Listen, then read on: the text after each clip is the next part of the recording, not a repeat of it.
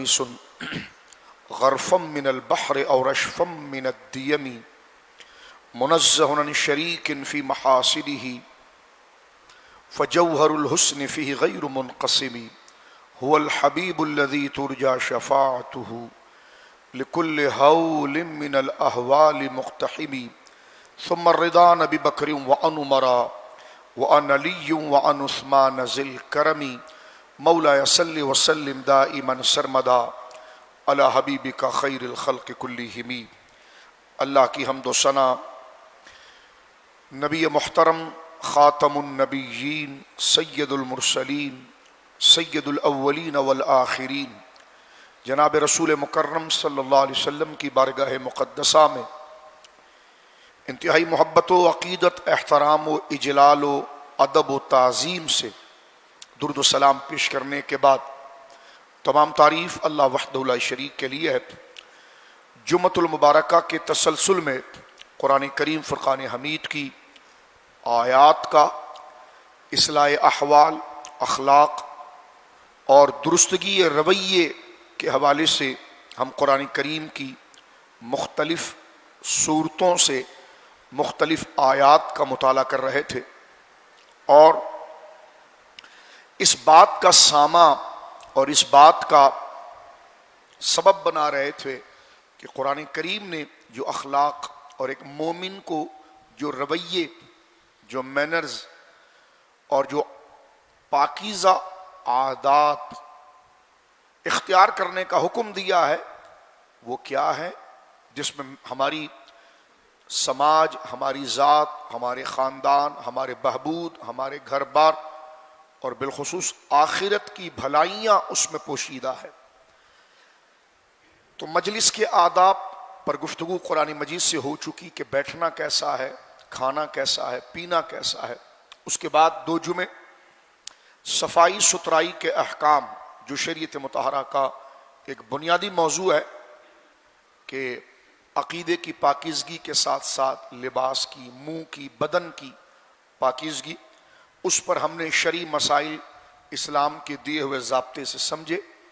اور گزشتہ جمعے ہم نے سورۃ التوبہ کی، جو قرآن کریم کی 9ویں سورت ہے، پارہ نمبر 11 سورہ توبہ کی آیت نمبر 119 میں مکمل سنسیریٹی، سنجیدگی، متانت اور مکمل کامل مسلمان بننے کا، کامل مومن بننے کا، اور مکمل اسلام کے رول اور اس کے قواعد کو اپنے اندر سمو لینے کا ایک نفسیاتی طریقہ، ایک حتمی طریقہ کہ اگر ان عادات کو اور ان بنیادی ٹپس، وہ عادات اور مشورے کو اگر ہم قبول کریں جو قرآن کہتا ہے، تو پھر کوئی چیز ہمیں نیک بننے سے، اخلاق میں، رویے میں، کردار میں، آخرت کی درستگی میں کوئی فتنہ ہمارے سامنے پاؤں کی بیڑی نہیں بن سکتا۔ اس مشورے پر عمل کر کے بندہ دنیا کو بھی جنت اور آخرت کو بھی جنت بنا سکتا ہے۔ یہ بہت ہی مبارک آیت ہے۔ یوں تو ہم پڑھ کر اس کو اکثر جلسوں میں، محفلوں میں گزر جاتے ہیں، لیکن ہم نے چاہا کہ قرآن جمعے کے دن ذرا سنجیدگی کے ساتھ اس کی گہرائی، گیرائی اور اس کے مفہوم کو سمجھا جائے۔ آیت کا مفہوم بیان میں تو انتہائی سادہ ہے کہ ایمان والو اللہ سے ڈرو اور سچوں کے ساتھ ہو جاؤ۔ کتنے سادے انداز میں بات کی، لیکن یہ کس قدر گہری بات ہے، ہماری زندگی کے لیے کس قدر نیکیوں کی جڑ اور اصل یہ ہے، یہ فاؤنڈیشن ہے، یہ بنیاد ہے، یہ بیسک ہے۔ اس کو دل میں بسا کر، اس مشورے کو قبول کر کے، اس حقیقت کو لے کر اگر بندہ اپنے عمل کی عمارت کو اس کے اوپر استوار کرے، بنائے، بلڈ کرے، تو پھر اس کو خواہشات، بری خواہشات اور حالات کی تند و تیز ہوائیں اور طوفان اس عمارت کو ہلا نہیں سکتے۔ سورہ توبہ کی آیت نمبر 119، اس کا خلاصہ ہم نے پہلے بھی ذکر کیا، آج مختصر عرض کریں گے۔ یا ایھا الذین آمنوا، اے ایمان والو، اتقوا اللہ، اللہ سے ڈرتے رہو، وکونوا مع الصادقین، اور ہمیشہ سچوں کے ساتھ ہو جاؤ۔ یہ آیت نمبر 119 سورۃ توبہ کی پیچھے ایک تسلسل رکھتی ہے جو گزشتہ جمعے ہم نے عرض کیا۔ اس آیت کے نزول سے پہلے 3 مسلمانوں کا ذکر پیچھے گزرا ہے جنہوں نے غزوہ تبوک میں شرکت کرنے میں بظاہر کچھ تاخیر کی، اور یہ حضور علیہ الصلوۃ والسلام کی حیات مبارکہ کا آخری غزوہ تھا، اور انتہائی تنگی اور پریشانی، اسباب کی کمی، یعنی ایک تو مسلمانوں کو لشکر کم، پھر لشکر میں دشمن سے مقابلہ کرنے کے لیے اسلحہ کم، نہ تلواریں، یعنی بدر کا سما یہاں پر تھا۔ ایک تو موسم پھر ساتھ میں بہت خراب، انتہائی گرم موسم جس میں کھجوریں پکتی ہیں، بندہ مکان کے اندر چھت کے نیچے سکون سے نہیں بیٹھ سکتا، چہ جائے کہ وہ کھلے آسمان میں جب سورج مکمل آب و تاب سے اپنی آگ کو برسا رہا ہو تو اس میں ایک سیکنڈ کے لیے بندہ کھڑا نہیں ہو سکتا۔ اور صحابہ اکرام کا حضور کے ساتھ مدینہ منورہ سے تبوک تک تقریباً 100 میل تک پیدل کا یہ سفر، انسان کی عقل جواب دے جاتی ہے میں اور آپ پنکھے چھت کے بغیر نہیں رہ سکتے۔ کھجوریں جب پکتی ہیں تو عرب کے اندر موجودہ گراف کے حوالے سے یہ 50-55 سینٹی گریڈ تک گرمی جاتی ہے، اور اس میں صحابہ اکرام تبوک کے لیے روانہ ہوئے۔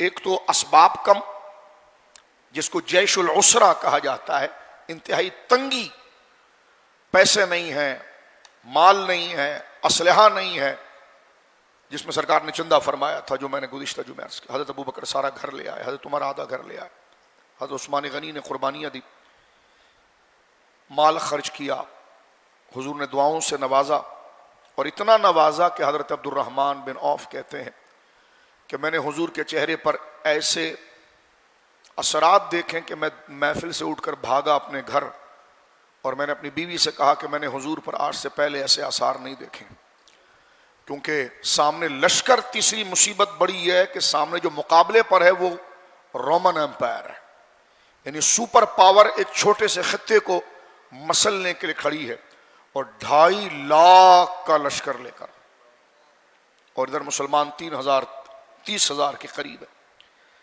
اس میں سرکار دو عالم صلی اللہ علیہ وسلم نے خبر آ گئی تھی کہ قیصر روم مسلمانوں کی بڑھتی ہوئی ترقی سے گھبرا گیا ہے، اور وہ حملہ کر کے مدینے کو مٹی کر دینا چاہتا ہے، اور اس کے لیے ممکن بھی تھا بظاہر، لشکر اتنا بڑا تھا، لیکن صحابہ اکرام کا عزم حضور پر اعتماد، سرکار دو عالم صلی اللہ علیہ وسلم نے صحابہ کو مجتمع کیا، جذبہ جہاد کو دلوں کے اندر اٹھایا، اور لشکر کی مدد کے لیے مطالبہ کیا، منبر پر کھڑے ہو کر کہ لے آؤ لے آؤ لے آؤ۔ حضرت عبد الرحمن کہتے ہیں کہ میں بھاگا گھر کی طرف، اور میرے پاس کچھ تھا تو نہیں، میں نے دیکھا کہ میری بیوی کے کانوں میں پتلی پتلی بالیاں تھیں۔ عورت اپنے زیور کے بارے میں بہت زیادہ کنجوسی کا مظاہرہ کرتی ہے، یہ اس کی طبیعت میں ہے کہ وہ سب کچھ دے گی، اپنا زیور نہیں دے گی، اپنی زینت و زیبائش پہ وہ سودا نہیں کرتی، اکثر یہ دیکھا گیا ہے۔ لیکن جب نیک تربیت ہو، حضرت عبد الرحمن بن عوف کہتے ہیں میں بھاگتا ہوا جب گھر گیا، میں نے اپنی بیوی سے کہا کہ حضور سید عالم کے چہرہ مبارکہ پر میں نے جو آثار دیکھے ہیں تو کچھ بھی ہے گھر میں لے آؤ۔ انہوں نے کہا کچھ بھی نہیں ہے۔ انہوں نے اپنے کان کی بالیاں اٹھا کر اپنے شوہر کے ہاتھ میں رکھی کہ سرکار کی قدموں میں پیش کر دیں۔ حضرت عبد الرحمن کہتے ہیں کہ وہ میں بالیاں لے کر جب حضور کی بارگاہ میں پہنچا تو سرکار ممبر شریف سے اتر رہے تھے، اور وہ بالیوں کو اپنے ہاتھ پر رکھا، مسکرا کر فرمایا تو اپنی بیوی کا زیور ہی لے آیا، وہ بھی ایک بالیاں تھی، کہ یا اللہ عبد الرحمن کے مال میں برکت عطا فرما۔ وہ زبان جس کو سب کن کی کنجی کہیں، اس کی نافذ حکومت پہ لاکھوں سلام۔ سیرت کے ماہرین یہ بات لکھتے ہیں کہ جس وقت یہ وہ دور تو گزر گیا، سرکار نے پردہ فرما لیا، جب حضرت عبد الرحمن کی انتقال کا وقت کئی سالوں بعد جب آیا تو ان کی وراثت جب تقسیم ہو رہی تھی تو کہتے ہیں ان کے گھر میں سونا اتنا تھا کہ کلہاڑوں سے توڑا جاتا تھا۔ یعنی یہ برکت حضور سید عالم صلی اللہ علیہ وسلم کی زبان پاک سے جو جاری ہوئی، اللہ رب العالمین فضل۔ تو اس میں جو ہے ایک تو یہ مصیبت تھی جو حالات کی، پھر سامنے لشکر، پھر موسم. 3 صحابہ کا ذکر میں نے پہلے ذکر کیا، وہ تینوں مخلص صحابی تھے. جب صحابی ہیں تو صحابی اور منافق میں تو جو ہے کہ وہ ایک بالکل بین فرق ہے. منافق کیسے صحابی ہو سکتا ہے؟ اور صحابی کے لیے منافق کی نسبت کوئی بدکار بدچلن نہیں کر سکتا ہے، کوئی مسلمان ان کی طرف نفاق کی نسبت نہیں کر سکتا. لیکن کچھ کاروباری لوگ تھے، بزنس مین تھے، اور کھجوریں پک رہی تھی، اتر رہی تھیں اور مارکیٹ میں آ رہی تھیں. تو انہوں نے پلاننگ تھوڑی کی کہ ٹھیک ہے مارکیٹ میں جو آ رہی ہے مال اسٹاک کر دیا جائے، بمراد یہ کہ دکانوں میں اتار لیا جائے، اور بیچنے کا موقع بڑا اچھا ہے، وہ بیچنے کی ترتیب بنا لی جائے. ٹھیک ہے حضور جا رہے ہیں تو ہم کل نکل جائیں گے. اپنی ایک ذہنی حکمت عملی بنائی. ہاں حضور نکل گئے تو ظاہر سی بات ہے اللہ نے ہمیں اتنا مال دیا ہے تو ہم بڑی زبردست سواری، تیز چلنے والی سواری میں بیٹھ کر حضور علیہ الصلوۃ والسلام سے ہم مل لیں گے. شام کو گھر آئے، پھر کوئی ایک کام، تو گویا کہ بظاہر سستی ہو گئی، جا نہ سکے. یہاں تک کہ حضور اتنے دور نکل گئے کہ اب اگر وہ کوشش بھی کرتے تو حضور تک نہیں پہنچ پاتے. سرکار دو عالم صلی اللہ علیہ وسلم تبوک کے مقام پر رکے ہیں. جنگ تو دمشق کے اندر ہونی تھی، لیکن تبوک کے مقام پر سرکار نے رک کر، میں نے بات گزشتہ جمعے عرض کر دی تھی، وہ تقریر آپ سن سکتے ہیں کہ 22 دن حضور نے وہاں پر قصر نماز پڑھی انتظار میں. قیصر روم کے تازیے ٹھنڈے پڑ گئے، اس کی ہمت نہیں ہوئی کہ وہ آگے آئے. سرکار تقریباً کئی دنوں کے بعد، 22-25 دن کے بعد تبوک سے لوٹتے ہیں تو راستے میں منافقین نے ایک مسجد بنائی تھی، مسجد زرار، اس کو گرانے کا حکم سورہ توبہ میں آ گیا کہ یہ فتنے باز لوگ ہیں. انہوں نے مسجد کا بورڈ لگایا، یہ مسجد نہیں، اسلام کو ڈھانے کے لیے لوگوں کی برین واش کرتے ہیں آپ کے خلاف. تو انہوں نے نام مسجد دیا ہے، حبیب اس کو گرا دیں. سورہ توبہ کے اندر اس کا پورا بیان موجود ہے. منافقوں کی اس عمارت کو گرا دیا گیا.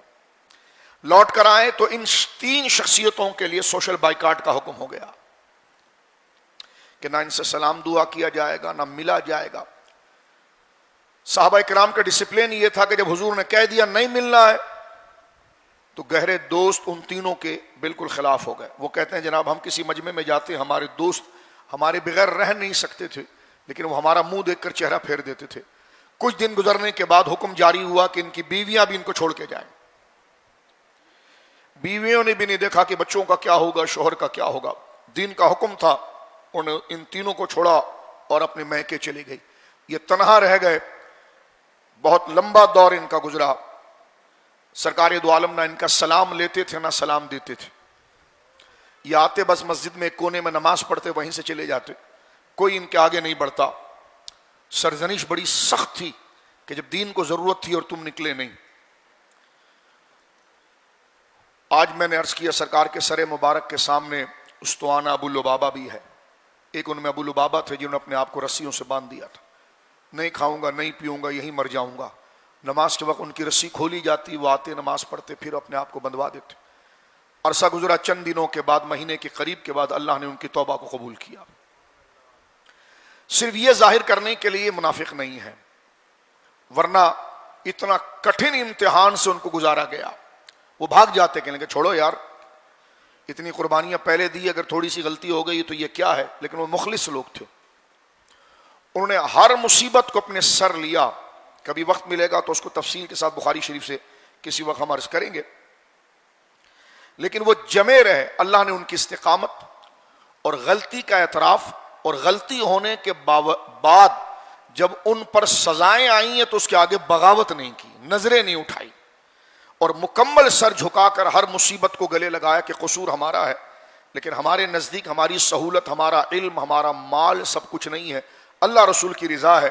قدرت نے جب اس بات کو ظاہر کر دیا اور انہوں نے اپنی استقامت کا مظاہرہ کر دیا کہ غلطی ہم سے ہوئی ہے، لیکن نہ ہماری عزت کوئی حیثیت رکھتی ہے، نہ مال، نہ ہمارا مرتبہ، نہ ہماری پروفائل، نہ ہماری اسٹیٹس، سب اللہ رسول کی مرضی ہے.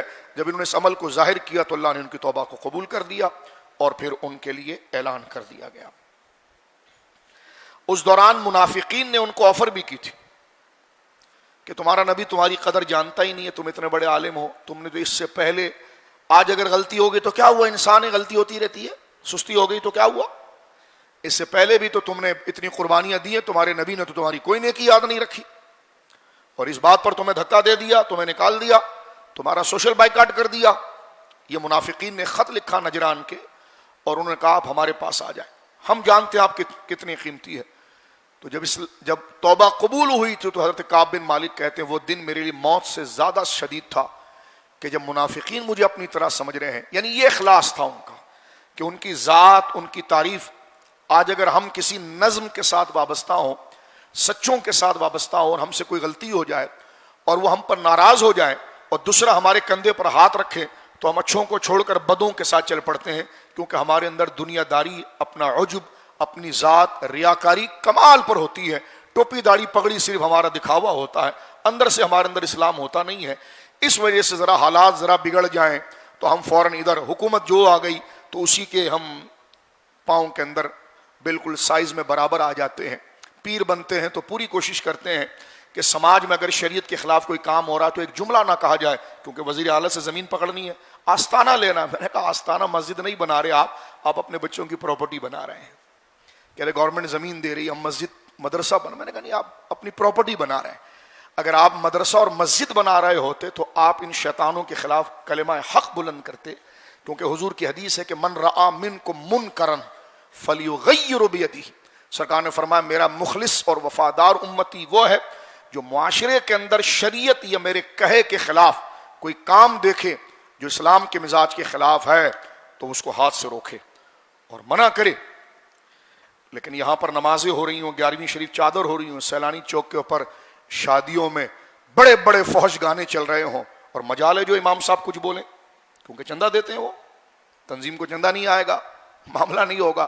تو فرمایا کہ شیطان نہ بنو, لباس اگر ستھرا رکھا ہے تو امر بالمعروف چھپ کر نہیں اعلانیہ کرو.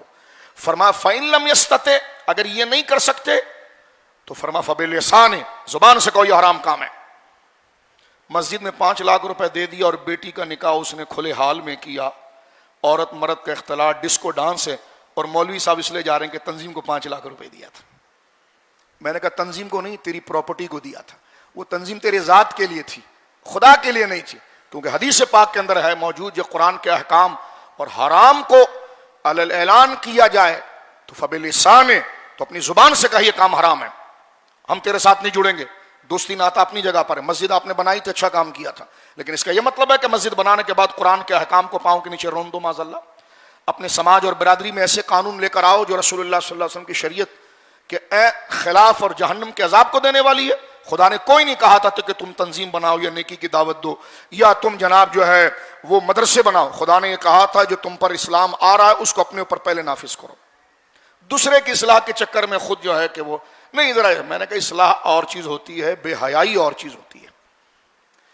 فرمایا اگر زبان سے نہیں روک سکتے تو ارشاد فرمایا فبقلب, تو اپنے دل سے اس غلط کام کو برا جانو. وہ کیسے ہوگا؟ جیسے ہم بیٹھے ہوئے ہیں, خلاف شرع کام ہے, تو کیسے پتا چلے گا کہ یہ چیز میرے دل میں بری لگی آپ؟ یہ ہمارے چہرے کے تاثر سے فوراً مومن کو چہرے کے تیور کھل بڑھ جانے چاہیے, ناراضگی کے اثار, اور اٹھ کر جائے تاکہ اس کو پتا چلے یہ بات اس کو بری لگی ہے, یہ بات اس کو بری لگی ہے, اور وہ اٹھ کر جائے. اور سرکار نے فرمایا ذالک اضعف الایمان, دل سے برا ماننا یہ ایمان کا سب سے کمزور طبقہ ہے. یہ بات کیوں ہوتی ہے؟ میرے اور آپ کے اندر یہ ہمت کیوں نہیں پیدا ہو پاتی؟ ہم نماز تک تو قائم رہتے ہیں کہ امام جب تک رکوع میں ہے, چاہے وہ تسبیح 1 دفعہ پڑھے یا 3 دفعہ یا 7 دفعہ, ہم سر نہیں اٹھاتے. اس کے بعد یہ سارا ڈسپلین اسلام کے آگے سرنڈر ہونے والی بات, یہ باہر بھول کیوں جاتے ہیں؟ اسی چور کو پکڑا ہے قرآن نے یہاں پر, اور اس آیت میں اسی چیز کو ذکر کیا گیا ہے. ہوا کیا ہے؟ وَكُونُوا مَعَ الصَّادِقِينَ, کہ دیکھو اللہ سے ڈرو اور سچوں کے ساتھ ہو جاؤ. یہ آیت بڑے سمجھنے کے لائق ہے. میں اس واقعے کو وہیں پر چھوڑ دیتا ہوں جو میں نے عرض کیا, کیونکہ گزشتہ جمعے ہم نے اس پر تفصیل سے بات کی ہے.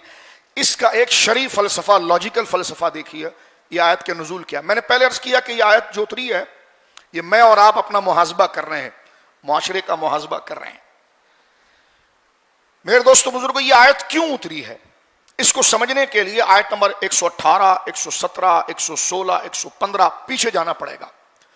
اس وقت مدینہ منورہ کے اندر منافقین کی ریل پیل بہت تھی. تو یہاں پر یہ بتایا گیا کہ جس وقت تمہاری صحبت اور تمہاری بیٹھک تمہارا اٹھنا بیٹھنا منافقوں، کافروں، جاہلوں کے ساتھ ہوگا تو یہ ہو نہیں سکتا کہ گیدرنگ، معیت، صحبت یہ تم پر اثر نہ کرے. اس لیے کہ صحبت جو ہے وہ اثر کرتی ہے، بندہ اپنے دوست سے، اپنی گیدرنگ سے، اپنے ماحول سے اثر لیتا ہے، وہی چیز اس کے لیے خوبی، پسند، مزاج، عادت بنتی ہے. تو یہاں پر یہ بات بتائی گئی کہ آدمی کا رہنا سہنا، اٹھنا بیٹھنا کافروں، منافقوں، جاہلوں کے ساتھ ہوگا تو کمزور مضبوط مسلمان بھی اس کا شکار ہو جائے گا. تو کونوا مع صادقین کہہ کر نیک بننے کا سب سے پہلا نسخہ، آپ جب بلڈنگ اپنا گھر بناتے ہیں جو سب سے پہلی اینٹ لگاتے ہیں، فاؤنڈیشن، وہ اتنی مضبوط لگاتے ہیں کہ آپ اس 10 منزلہ بنانا ہے تو 15 منزلہ کی فاؤنڈیشن ڈالتے ہیں، 2 منزلہ بنانا ہے تو 8 منزلہ کی ڈالتے ہیں تاکہ ہوا کی تیز، زلزلے، یہ وہ بنیاد مضبوط ہو. تو یہاں نماز، روزہ، زکوٰۃ، نیکی کے لیے ہم نے جو سب سے پہلے یہ انتہائی، یہ پورے سال تقریر اور سمجھنے والی ایک آیت ہے. یہاں یہ بتایا گیا ہے کہ کونوا مع الصادقین، پہلی بنیاد اچھے لوگوں کی صحبت میں ڈالو، کیونکہ تمہارا اٹھنا، تمہارا بیٹھنا اگر جاہلوں کے ساتھ ہوگا، دنیا پرستوں کے ساتھ ہوگا، اور ادھر بھی فوٹو کھنچوا کر یہاں بھی اچھے نظر آئیں، ادھر بھی نظر آئیں، ادھر بھی نظر آئیں، ادھر بھی نظر آئیں، نظریے سے کوئی تعلق نہیں ہوگا، صرف ہر جگہ میں اچھا نظر آؤں. تو فرمایا کہ تو یہاں نہیں، تو بغداد شریف نہیں، تو کعبہ شریف بھی چلے جا تو تیری نیکی قبول نہیں ہے. تو بغداد کے پیروں کو نہیں، کعبے سے بھی کسی کو بلا لے تو نہیں ہوتا جب تک اپنی بنیاد تو درست نہ کرے. تیرے اندر سے وہ جہالت والی عادت کہ شریعت کے آگے کھڑے ہو جانا، اپنی مرضی سے شریعت کے نظام کو چلانا، اور اپنی سستی کاہلی کو دین کا فرمایا. تو یہاں پر کافروں، منافقوں، جاہلوں کے ساتھ اگر کمزور آدمی تو کمزور، مضبوط آدمی بھی بیٹھ جائے گا تو وہ ان کی عادتوں کو اختیار کرے گا. اس لیے فرمایا کہ تمہارے لیے ضروری ہے کہ راسخ الایمان، مضبوط ایمان والے اور مضبوط عمل لوگوں والوں کی صحبت اختیار کرو.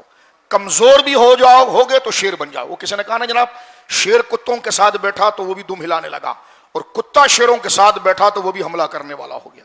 سمجھانے کے لیے بات یہ ہے کہ اگر راسخ الایمان، مضبوط طالب مولا، اور جن کے اندر اللہ رب العالمین نے اپنی رضا، اپنے محبوب کی مرضی اور اسی کی پسند کو غالب رکھا کہ انہیں جانا، انہیں مان، تو مضبوط ایمان والوں کے ساتھ، مضبوط عمل والوں کے ساتھ بیٹھو گے تو کمزور ہونے کے باوجود اللہ تم میں یہ ہمت پیدا کر دے گا کہ دنیا کے شیاطین کا تم نفسیاتی طور پر اس کا مقابلہ کر سکو گے.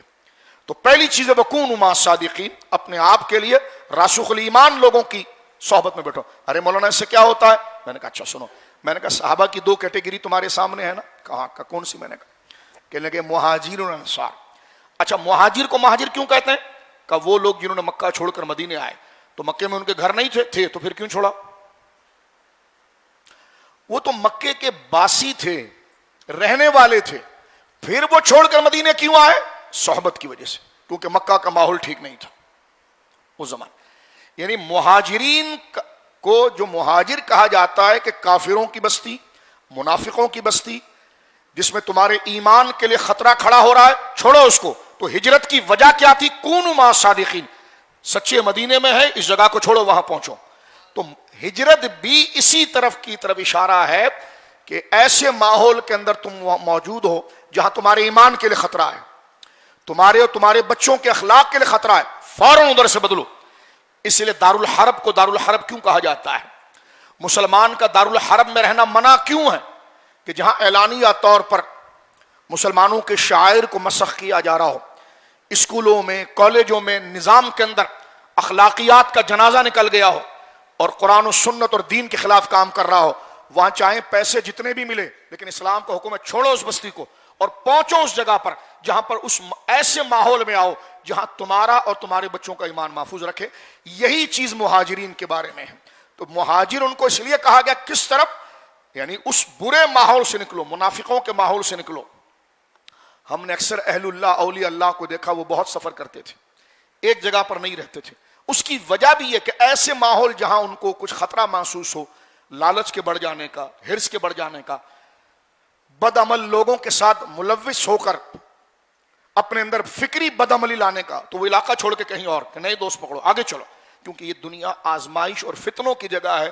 تو فرمایا کونوا مع الصادقین۔ ہجرت کی وجہ بھی یہی تھی کہ اس وقت مکے کے حالات ٹھیک نہیں ہیں، کافروں کا غلبہ ہے، وہ جبرن تمہیں کافر بھی بنا سکتے ہیں، وہ تمہارے پر ظلم بھی کر سکتے ہیں، تمہاری جان بھی جا سکتی ہے، اور ہر جگہ پر بے حیائی اور بدکاری علی الاعلان ہے، وہاں رہنا تمہارے لیے، آواز اٹھاؤ گے تو مار دیے جاؤ گے، کچھ بات کرو گے تو پکڑ لیے جاؤ گے، کچھ بات کرو گے آئیڈینٹیفائی ہو جاؤ گے، اچھا تم وہ بندے ہو جو محمد رسول اللہ کے ساتھ ہو صلی اللہ علیہ وسلم، تو پکڑ لیے جاؤ گے۔ تو فرمایا چھوڑو اس بستی کو، نکلو مدینہ منور۔ تو وہ مہاجرین کی جو بنیاد ہے وہ بھی کونوا مع الصادقین پر ہے کہ سچوں کے ساتھ۔ اس کی دوسری مثال دیکھیں آپ، مدینے کے سراؤنڈنگ میں جو مسلمان رہتے تھے، اسی سورہ توبہ میں آگے ذکر ہے، جو مدینے کے سراؤنڈنگ میں مسلمان رہتے تھے ان کو حکم تھا کہ ہفتے میں چند دن اپنی بستیوں سے نکل کر حضور کی صحبت میں آئیں، ایک دن گزاریں، 2 دن گزاریں، اس لیے کہ اگر وہ علاقہ نہیں چھوڑ سکتے تو حضور کے ساتھ اپنا کنیکشن رکھو، تاکہ سچوں کے ساتھ جڑے رہو، تاکہ نیکی کے خیالات، نیکی کا ماحول، نیکی کے اس پورے انوائرمنٹ کے کا جو اثر ہے وہ تمہاری طبیعت میں آئے، تاکہ جس ماحول کے اندر جاہل خائن لوگ موجود ہیں ان سے تم بچتے رہو۔ کونوا مع الصادقین۔ فرمایا گناہ وہ بندے کو نقصان نہیں پہنچاتا جو برے کی صحبت پہنچاتی۔ گناہ تو علیاذ باللہ یہ کہ ہو گیا، آپ نے توبہ کر لیا، لیکن برے کی صحبت گناہ کو نیکی بنا دیتی ہے، توبے کی توفیق سے بندہ چلا جاتا ہے۔ بھائی سبحان اللہ کہہ دیا نا، ایک دفعہ ہاتھ اٹھا کے سبحان اللہ نہیں کہا کہ نعت پڑھنے سے میں جنت میں نہیں جاؤں گا تو پھر کرتے رہو۔ لیکن جب سچوں کی صحبت میں بیٹھے گا کہ بھائی یہ چراغ منزل ہے، منزل نہیں، یہ ساری محافل جو تم کر رہے ہو یہ تو صرف رہنما ہے، یہ اس لیے نہیں تھا کہ اسی پر تقیہ کر کے جنت میں چلے گئے۔ صحابہ کو بدر و حنین کی طرف جانے کی ضرورت حاجت کیا تھی جب حضور کی صحبت مبارک؟ فرمائے یہ تو ایک تعارف اور انٹروڈکشن ہے، اصل یہ چیز ہے کہ اپنی آخری سانس تک شریعت مطہرہ کے ساتھ جڑ جانا۔ فرمایا کونوا مع الصادقین، اپنے آپ کو سچوں کے ساتھ رکھ دو۔ غوث اعظم کی سیرت میں ہم دیکھتے ہیں کہ جب غوث اعظم نے دنیا سے پردہ فرمایا تو اپنے بچوں کو ایک ہی نصیحت کی کہ بیٹا جاہل کے ساتھ نہیں رہنا۔ آج جتنے جو پیر دنیا دار بنے اس کے پیچھے بھی بری صحبت ہے۔ جھونپڑی میں رہنے والا کسی کے بنگلے میں قدم رکھے گا تو اس کا بھی دل ہلے گا، وہ کہنے کا حضرت مال پھنس گیا ہے، تو کہنے کا بیٹا وظیفہ بتا۔ ہم نے کہا یہ وظیفہ تو حلال کام کے لیے، تو تم نے حرام کے لیے کیسے بتا دیا؟ توجہ ہے، کوئی ترقی بری چیز نہیں ہے، کسی کے گھر جانا بری بات نہیں، یہ نہیں کہنا چاہ رہا میں۔ یہاں پر 3 چیزیں، منافق، جاہل اور کافر، ان کی صحبتیں اختیار کرنا میرے دوستو بزرگوں۔ تو لہٰذا یہاں پر یہ آیت کریمہ ہماری اصلاح کے لیے انتہائی جو ضروری اور لازم ہے۔ 2 چیزیں یہاں ذکر کی تھی کہ اللہ رب العالمین سے ڈرو اور نیک لوگوں کی صحبت کو اختیار کرو۔ اللہ سے ڈرنا یہ ایک چراغ ہے، مراقبہ ہے کہ وہ میرا رب ہے، مجھے دیکھ رہا ہے، مجھے اس سے ملنا ہے۔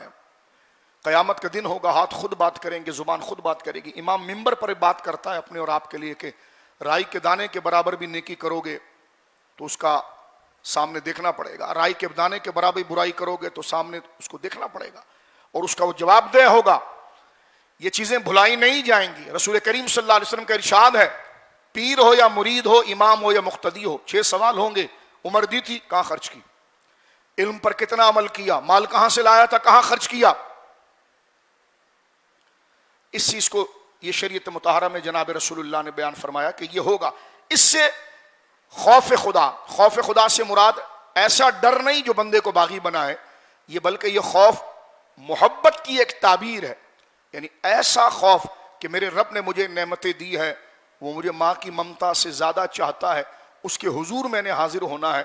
تو ہمیشہ محبت کرنے والا محبوب سے ڈرتا ہے۔ ارے جب محبت کر رہا ہے تو کیوں ڈر رہا ہے؟ ہم نے کہا یہ وہ ڈر نہیں ہے جو لاٹھی کا، پسٹل کا، یہ ڈر احساس کا ہے کہ میری کسی بات کی وجہ سے میرا محبوب مجھ سے ناراض نہ ہو جائے، منہ نہ پھیر لے۔ تو یہ جو ڈر ہے مومن کے دل میں اپنے خدا کا، یہ شرم کا ہے، یہ حیا کا ہے، یہ محبت کا ہے۔ یہ وہ ڈر نہیں ہے کہ بوری بن جائے گی، مار ڈالا جائے گا، یہ احساس کا ہے کہ میرا رب ہے، میں اس سے محبت کرتا ہوں۔ تو محب ہمیشہ اپنے محبوب سے ڈرتا ہے، کس بات سے؟ کہ مجھ سے ایسی کوئی حرکت نہ ہو جائے کہ وہ مجھ سے منہ موڑ لے، اور اس کا منہ موڑنا مجھے اپنی جان یعنی قتل کیے جانے کے حوالے سے زیادہ سخت ہے۔ تو فرمایا جب یہ مراقبے کی کیفیت اندر سے ہوگی تو بندے میں نیکی جاگتے رہے گی، کونوا مع الصادقین، باہر سے سچوں کی صحبت ہوگی تو باہر سے سپورٹ ملے گا. فرمایا یہی دو چیز ہے، ایک اندر سے احساس، باہر سے ماحول. تو فرمایا اندر سے احساس اللہ کے تقوی سے پیدا ہوتا ہے اور باہر کا ماحول نیک لوگوں کی صحبت سے ہوتا ہے. تو اس آیت نے پورے اسلام کے ڈسپلن کو بیان کر دیا. یا ایھا الذین آمنوا اتقوا اللہ وکونوا مع الصادقین، ایمان لے آؤ اور سچوں کے ساتھ ہو جاؤ.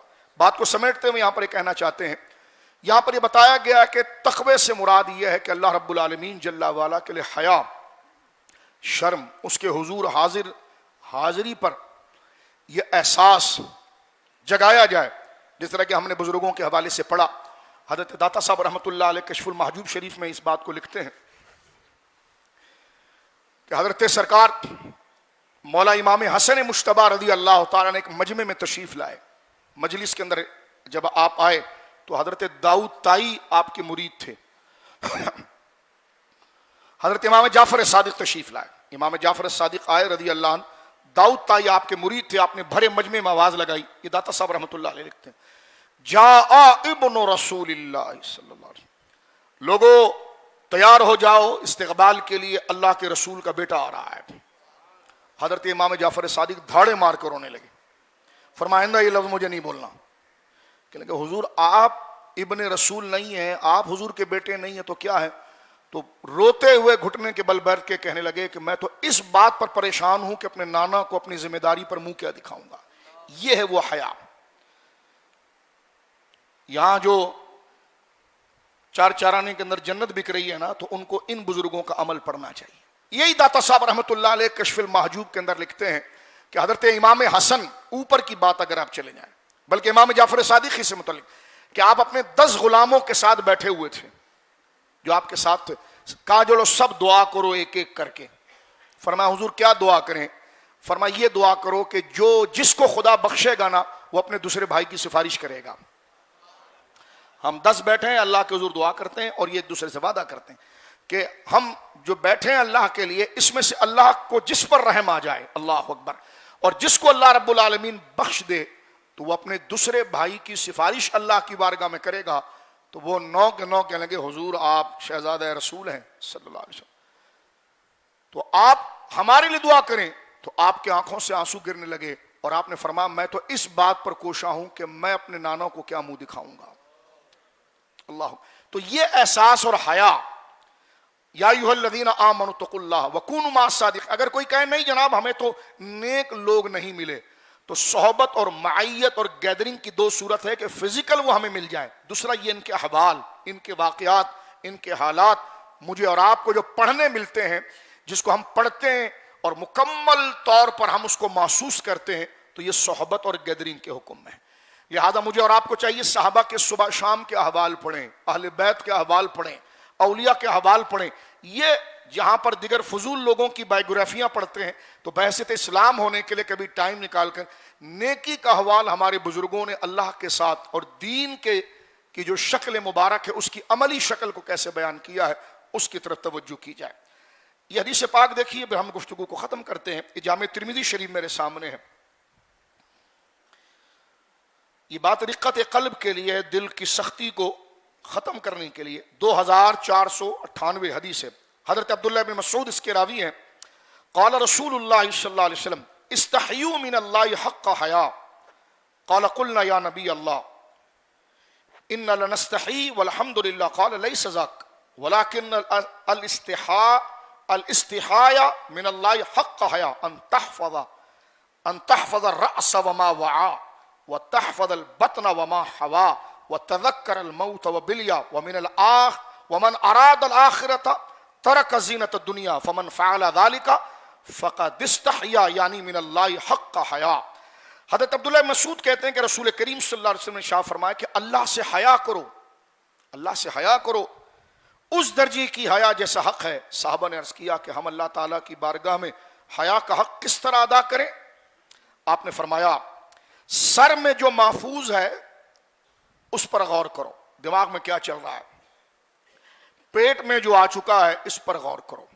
سر میں جو آئی بات کہاں سے آئی، کیا سنا تھا، کیا دیکھا تھا، اس پر غور کرو. پیٹ میں جو آئی چیز کہاں سے کمائی تھی، کیسے پہنچی، اور اس کی حفاظت کرو. اور اپنے دماغ میں آنے والے خیال اور اپنے آپ پیٹ میں آنے والی روٹی اس کی حفاظت کرو. اللہ اکبر. موت اور بدن کے گل سڑ جانے قبر کے اندر، اور جو آخرت کا ارادہ کرتا ہے اور دنیا کی اس فضول سی زینت کو ترک کرتا ہے اور آخرت کو ترجیح دیتا ہے، پس جو یہ کرے گا اس نے اللہ سے حیا کرنے کا حق ادا کر دیا. یہ حضور سید عالم ارشاد فرماتے، فرمایا کونوا مع صادقین، سچوں کے ساتھ ہو جاؤ. ایک تو یہاں سچ جھوٹ کے معنی میں ہے، دوسرا یہاں سچ ایمان کے معنی میں ہے اور منافقت کے مقابلے پر ہے. اس لیے منافقوں سے محبت نہ کرو، منافقین دنیا داروں سے محبت نہ کرو. سید وزیروں کی ایک لائن لگی ہوئی ہے، لیکن عمر کوٹ کے اندر ایک خبیث نے نبی پاک کی توہین کی، ہماری پوری سندھ کی جماعت اس کے لیے کھڑی ہو گئی ہے. میں نے کہا بیٹا تم بھی گنتی چھن لو. وہ دن دور نہیں ہے تمہارا زوال. پہلے ایک ڈان کا زوال ہم نے دیکھا ہے، تمہارا زوال بھی انشاءاللہ لکھ دیا گیا ہے کہ تم نے رسول اللہ کی شدید توہین کرنے والے کے لیے اپنی مشنری لگا دی. تم نعرے لگاتے رہو کون زندہ ہے کون نہیں زندہ، سب کچرا ہے، زندہ صرف اللہ کا دین اور اللہ کا رسول ہے. تو طاقتیں تمہیں ملتی ہے حرام خوروں، تو تم شیطانوں کی تائید کرتے ہو. ہم ان ایس ایس پی کو سلام پیش کرتے ہیں، ان پولیس کے اداروں کو سلام پیش کرتے ہیں جس نے بر وقت اس شیطان پر ہاتھ ڈالا، مانا کہ ان کو معطل کر دیا گیا. لیکن کونوا مع صادقین کے جذبے سے ہم بات کر رہے ہیں. جو سچے ہیں ان کی عادت، ان کی تعریف، ان کی صحبت، ان کو آئیڈیل بنانا یہ ہمارے لیے ضروری ہے. آپ کسی بھی تنظیم میں رہیے، قبر میں جائیے، بعد میں سوئم 40واں نہیں بٹھائے گا. جس کے ڈبے میں ووٹ ڈالا تھا اس کا پورا نظام کا حساب آپ کو دینا پڑے گا، اس لیے کہ جو جس کے ساتھ ہوتا ہے اس کا حشر بھی اس کے ساتھ ہوتا ہے. میں اور آپ اس بات کو دیکھ لیں. یہاں ایک آخری حدیث مبارکہ سچ کے حوالے سے، جسے میں نے عرض کیا کہ یہ منافقت کے مقابلے میں، تو فرمایا منافقوں کی صحبت اختیار نہ کرو، سچوں کی صحبت. دنیا کے دلداداؤں کی صحبت اختیار نہ کرو، آخرت کو طلب. تاجر کی فضیلت ہے، دنیا کمانا منع نہیں ہے، لیکن دنیا کے لیے آخرت کے نظام کو بگاڑ دینا، دین کے نظام کو بگاڑ دینا، تو یہ وہ چیز ہے جو نفاق کے زمرے میں آتی ہے. میرے دوستو بزرگوں، ہمارے ہاں تجارت، یہ جملہ بھی اس آیت کا حصہ ہے تاکہ آنے والے جمعے میں ہم ایک اور اصلاحی موضوع کی طرف بڑھ کے اپنی اور آپ کی اصلاح کریں. نقد و تنقید کسی پر نہیں ہے، زخم کو ادھیڑا جا رہا ہے تاکہ اس پر مرہم مکمل علاج کرے. کسی پر تنقید نہیں کی جا رہی ہے. میں اور آپ اس ماحول کے اندر ایک ہی جیسے ہیں، ہم نے بھی مرنا ہے، آپ نے بھی مرنا ہے، اللہ عافیت فرمائے، حساب اللہ کی بارگاہ میں دینا ہے. ہمارے ہاں تجارت ظاہر سی بات ہے دنیا کو چلانے کا ایک بڑا زبردست سلسلہ، اصل سلسلہ انبیاء نے بھی کی ہے، لیکن بالعموم غلط بیانی کر کے نفع حاصل کیا جاتا ہے. یہ بھی شاید کونوا مع صادقین، سچ کو مضبوطی سے پکڑو. گزشتہ جمعے حدیث پڑھی گئی تھی کہ سچ کہتے رہو یہاں تک کہ سچ کا راستہ جنت کی طرف لے جاتا. حضور نے فرمایا مجھے 2 بندوں کے بارے میں بتایا گیا جن کے جبڑے پھاڑے جا رہے تھے، الیاذ باللہ، وہ تھے جو جھوٹ بولتے تھے. ہمارے ہاں تجارت بالعموم اکثریت غلط بیانی پر ہوتی ہے. جھوٹی قسم ہمارے وہاں معمول بن گیا ہے. سود ہے، ملاوٹ ہے، قیمت میں غبن ہے، بیچی جانے والی چیز جو گھٹیا ہے لیکن اس کی بیجا تعریف کرنا، مانا وہ جھوٹ بول رہا ہے، گھٹیا چیزیں، ایکسپائری ڈیٹ ختم کر دینا، دوائیوں کے ساتھ مذاق. گورنمنٹ ہی چور ہے تو نیچے کیا کرنا چاہیے؟ کہتے ہیں مولوی کیا کر سکتا ہے؟ میں نے کہا ڈنڈا دے دو تو سب ختم کر دیں. ڈنڈا نہیں ہے تو خوف خدا زندہ رکھ کر بندے کے اندر ایمان ہے تو اس کو غبن چوری سے بچایا جائے. تمہارے پاس تو دونوں چیزیں، تمہارے پاس تو ممبر بھی ہے، ڈنڈا بھی ہے.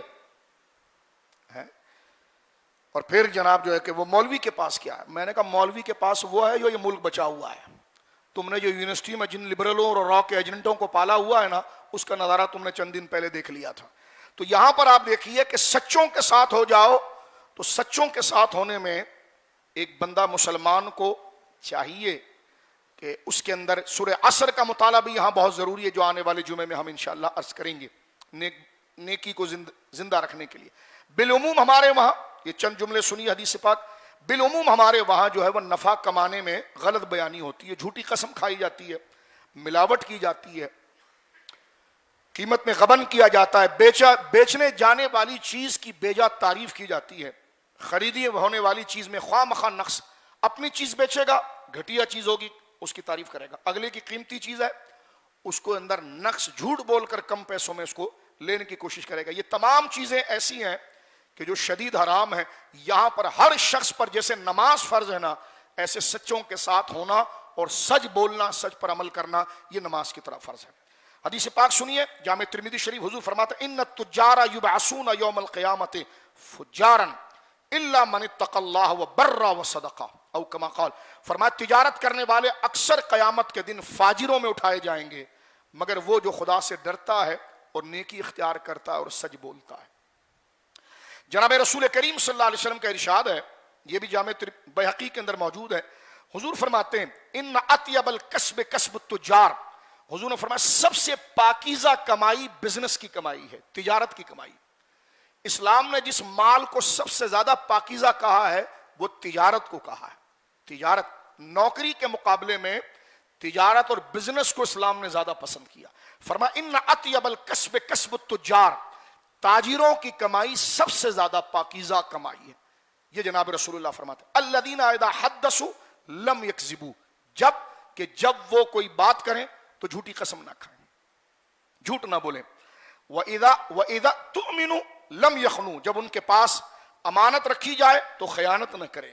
وَإِذَا وَعَدُوا لَمْ يُخْلِفُوا، اور جب تجارت کا قرضہ ادا کرنے کا وقت آ جائے تو وعدے کی خلافی نہ کریں۔ وَإِذَا اشْتَرَوْا لَمْ يَذَمُّوا، اور جب کسی شے کو خریدیں تو خواہ مخواہ اس کی برائی بیان نہ کریں۔ وَإِذَا بَاعُوا لَمْ يَتْرُوا، اور جب وہ اپنی شے فروخت کریں تو اس کی بیجا تعریف نہ کریں۔ اور فرما وَإِذَا كَانَ عَلَيْهِمْ يَمْطِلُوا فَإِذَا كَانَ لَهُمْ يُعَسِّرُوا، فرمایا اور جب ان پر کوئی ادھار ہو تو اس کی ادائیگی میں تاخیر نہ کریں، اور جب کسی کے ذمہ ان کا لینا ہو تو اس پر وہ کوئی تنگی نہ کریں، یعنی جس سے لینا ہے اس پر تنگی نہ کریں، اس کو تھوڑا ریلیف دیں۔ اور جب اپنا ایگریمنٹ ہے دینے کا تو اس سے جھوٹی قسم نہیں کھاؤ، ہاں میں رستے میں ہوں، ارے موٹر سائیکل خراب ہو گئی، ارے گاڑی خراب ہو گئی، ارے یار حالات خراب، بس پہنچ رہا ہوں، کل پہنچ رہا ہوں، پرسوں پہنچ رہا ہوں، پتہ چلا ٹکٹ لے کے عمرے پہ چلے گئے کہ یہ عمرہ کر رہے ہوں۔ تو یہ نبی پاک صلی اللہ علیہ وسلم نے ارشاد فرما دیا کہ کونوا مع الصادقین، اپنے آپ کو فرضی نیکی کے خیالات میں الجھا کر آخرت کو برباد نہ کرو، بلکہ مجھے اور آپ کو حکم دیا گیا ہے جو اللہ کا حق ہے اور اس کے بندوں کا حق ہے اس کی ادائیگی کرو، جس میں امن معاشرے کا بھی رہے گا اور ہمارے لیے اس مال میں برکت بھی رہے گی۔ لہٰذا یہ آیت کریمہ میرے لیے اور آپ کے لیے ہوم ورک ہے، کیونکہ جب میں اور آپ جمعے کے خطبے کو ختم کرتے ہیں تو گھر جانے کے لیے تحفہ اپنے ساتھ لے جاتے ہیں۔ تو آج کا تحفہ قرآن کریم سے یہ ہے، شام کو جب آپ رات کو کھانا وغیرہ کھا چکے ہوں، سکون سے بیٹھ گئے ہوں، تو فضول جھوٹی خبریں چینل ذرا دیکھیں، میں نے کہا سب کذاب اور جھوٹے ہیں۔ 5 سال کے بعد دوسرا سسٹم آئے گا تو یہ کہیں گے ہم جھوٹ بول رہے تھے، ایسا کچھ بھی نہیں ہوا تھا، کیونکہ 5000 آدمی پکڑے گا، انہوں نے کہا ہم کو یار پسٹل کا زور تھا کہ بولو۔ تو جھوٹوں کو چھوڑو، جھوٹی خبریں دفع کرو، ان چیزوں کو۔